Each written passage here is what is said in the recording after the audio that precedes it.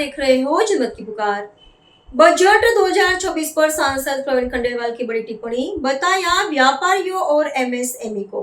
केंद्रीय बजट 2026 पर अपनी प्रतिक्रिया देते हुए सांसद और कैट के राष्ट्रीय महामंत्री प्रवीण खंडेलवाल ने इसे विकसित भारत 2047 का एक निर्णायक रोडमैप बताया है।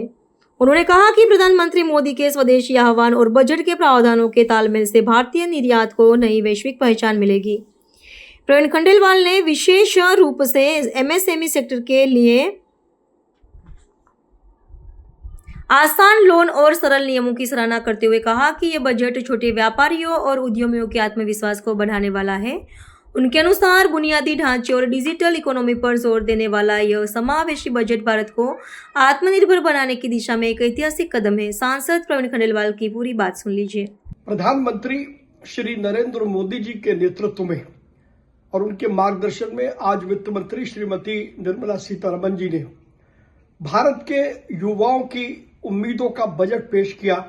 कुल मिलाकर के ये युवा भारत का बजट है और यदि एक शब्द में इसको समराइज किया जाए तो ये इंक्लूसिव और कंक्लूसिव बजट है विकसित भारत 2047 की यात्रा के लक्ष्य को पूरा करने के लिए। आज के बजट में जिस प्रकार से वित्त मंत्री जी ने बहुत बारीकी से अर्थव्यवस्था के उन सभी क्षेत्रों को छुआ है वो अपने आप में बेहद महत्वपूर्ण है। जहां व्यापार और उद्योग में उन्होंने एमएसएमई चैंपियन की बात को कहा है, वहीं लॉजिस्टिक की कॉस्ट को कम करने के लिए वाटरवेज का पूरा उपयोग और उसके साथ साथ हमारे रेलवे फ्रेट कॉरिडोर को ऑगमेंट करने की बात बजट में एक महत्वपूर्ण कदम दिखाई देता है वित्त मंत्री जी का। इसके अलावा यदि हम महिला उद्यमियों की बात करें तो शी की स्कीम से हमारी महिला उद्यमी और अधिक प्रोत्साहित होंगी। युवाओं के लिए कंटेंट क्रिएटर लैब जो पूरे देश में खोली जाएंगी वो हमारे युवाओं को सपनों को नई उड़ान देंगी। इसके साथ साथ जो अन्य वर्ग हैं, चाहे वो किसान का वर्ग हो या नॉन कॉर्पोरेट सेक्टर का वो कोई भी वर्ग हो, उस वर्ग के लिए बजट में समुचित प्रावधान किए गए हैं। उधर दूसरी ओर कस्टम ड्यूटी बहुत सारे वस्तुओं से हटाकर के भारत के जो उत्पाद हैं, प्रधानमंत्री नरेंद्र मोदी जी के स्वदेशी अभियान को गति देने के लिए वो भी अपने आप में एक बहुत बड़ी भूमिका निभाने वाले हैं और उससे भारत का एक्सपोर्ट बड़ी मात्रा में बढ़ेगा।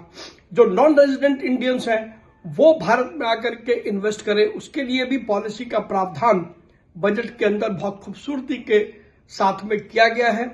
हिंदुस्तान को पूरी दुनिया का डेस्टिनेशन बनाया जाए अट्रैक्टिव रूप से, तो उसका भी प्रावधान बजट के अंदर किए गए हैं।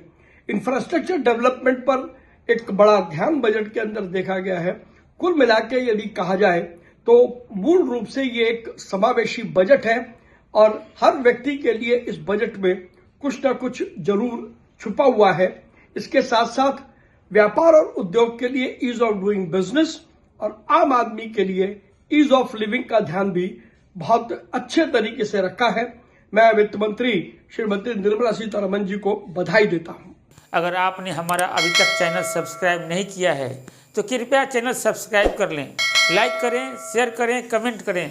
तो मिलते हैं फिर किसी और खबरों के साथ। नमस्कार।